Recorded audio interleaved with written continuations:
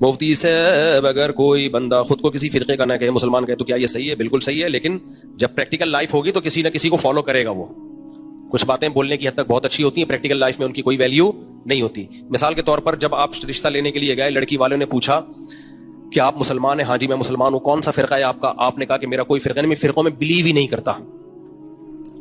تو کہیں گے بیٹا پھر آپ یہ بتاؤ کہ آپ نماز پڑھنے کے لیے امام بارگاہ میں جاتے ہو یا مسجد میں جاتے ہو؟ انکل میں مسجد میں جاتا ہوں. تو بیٹا اس کا مطلب سنی ہو نا پھر آپ. نہیں میں سنی نہیں ہوں، میں فرقوں میں بلیو نہیں کرتا. بیٹا جو مسجد میں جاتا ہے اسی کو سنی کہا جاتا ہے، جو امام بارگاہ جاتا ہے اس کو شیعہ کہا جاتا ہے. اچھا جب آپ مسجد میں جاتے ہو تو آپ ہری پگڑی پہنتے ہو یا جو پگڑی سمجھ میں آ جائے وہ پہنتے ہو؟ میلاد مناتے ہو؟ 12 ربیع الاول پہ لائٹیں لگاتے ہو یا نہیں لگاتے؟ انکل میں لائٹیں وائٹیں نہیں لگاتا اور میں یہ چیزیں نہیں کرتا. تو بیٹا اسی کو دیوبندی کہا جاتا ہے. نہیں انکل میرا کوئی فرقہ نہیں ہے. تو بیٹا تم نے اپنا بھی ٹائم ویسٹ کر رہے ہو، ہمارا بھی ٹائم ویسٹ کر رہے ہو. ان شارٹ شروع میں کہہ دیتے میں دیوبندی ہوں تو ہم سمجھ جاتے کیا کیا کرتے ہو کیا کیا نہیں کرتے.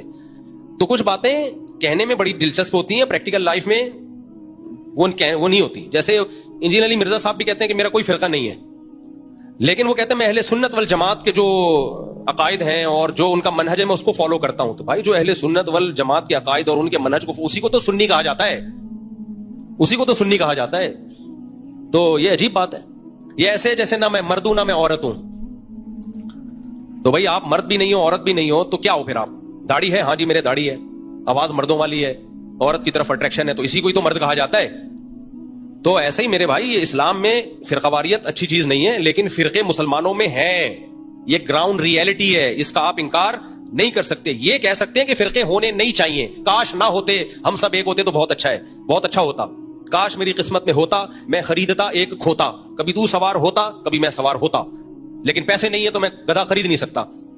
تو کاش یہ فرقے نہ ہوتے، سارے مسلمان ایک ہوتے، حج بھی سب کا، کعبہ بھی ایک، قرآن بھی ایک، نبی بھی ایک. تو کاش یہ فرقے نہ ہوتے. لیکن جب ایک ہے تو پھر آپ کو تحقیق کرنی ہے ان میں صحیح کون سا ہے اور غلط کون سا ہے.